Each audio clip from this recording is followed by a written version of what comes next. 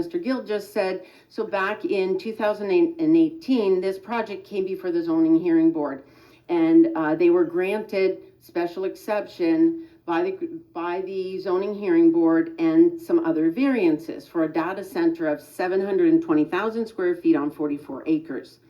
Then 3 years later, in October of 2021, they came back to the zoning hearing board, and then they asked for a special exception again, but this time instead of 44 acres, 70 acres, and it would be 1.86 million square feet of data centers, and then about 36,000 square feet of modular use.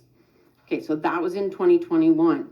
And they got, there's a decision that was made on that. And that decision letter is from November of 2021.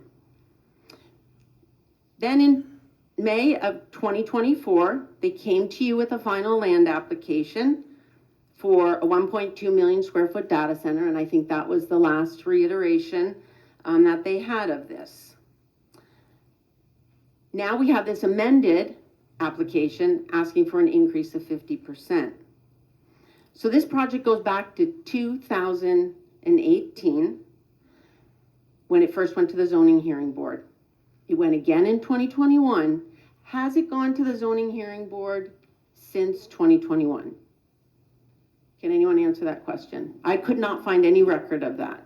No, you're correct. There was an initial decision, a subsequent decision, the land development was filed, and now they've filed an amended plan. Okay, well, in your zoning ordinance, you have under section 200-115 in the zoning hearing board, you have expiration provisions, and I'm going to read them to you. It says, unless otherwise specified by the board, a special exception or variance shall expire if the applicant fails to obtain a building permit within 1 year of the date of the granting of the special exception or variance.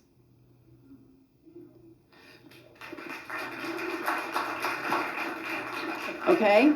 So that original one was 2018. They went again in 2021. It's way past 2021, fellas. It seems to me that this project has to go right back to the drawing board, go to the zoning hearing board, ask for a variance. It can't even really go to a special exception because this is not the property for it. It would be the industrial district for special exception. It's not in your list of special exceptions in the institutional district. But they don't have variances. They don't have, the zoning is not permitted for this use on this property. You have that expiration provision built into your zoning ordinance, and I think it was just missed. Happy to handle it unless you'd like to. Thank you for your comment. I believe the code specifies that a subdivision land development application must be filed within 2 years of the date of the decision. Is that your reading of it as well?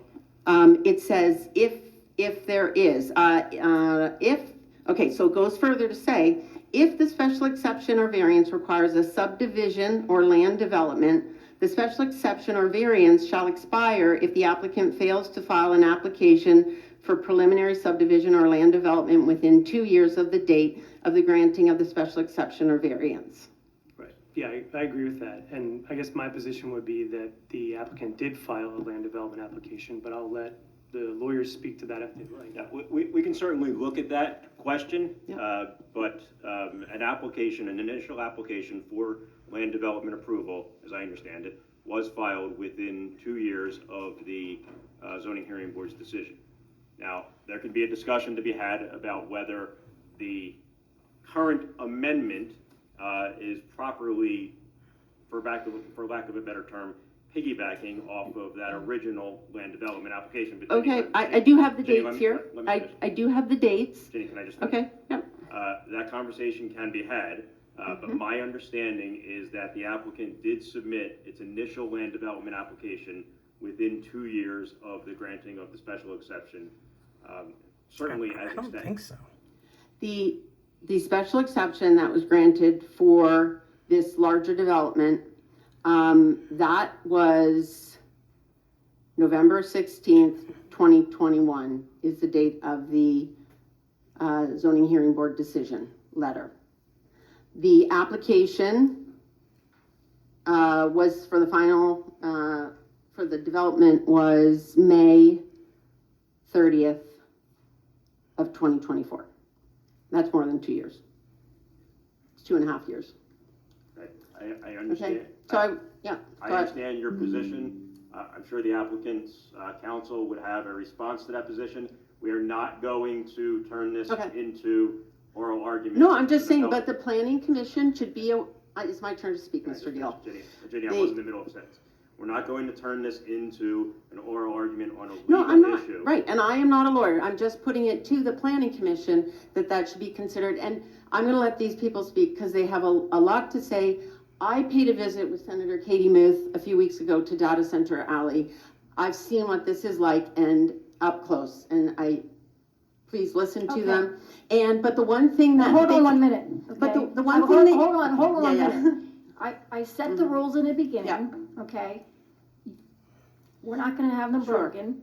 Yep. We want I East get it. Whiteland I Township get it. residents Yes. to speak first. However, I Yeah. do appreciate that Yeah. information, Okay. and we will certainly be asking about it, and I'm Yeah. sure we're gonna get Yeah. the answer very Yeah. quickly. One more thing that they did not mention at all in the stormwater discussion is that, so I'm on the planning commission, there's a new application. We need to hear from East Whiteland residents Okay, first, but- Mrs. Kerslake. Can I take a minute of someone's time? Hold on. They've had to submit, because of this expanded size, I think, they've had to submit a new stormwater plan, correct? To West Whiteland Township.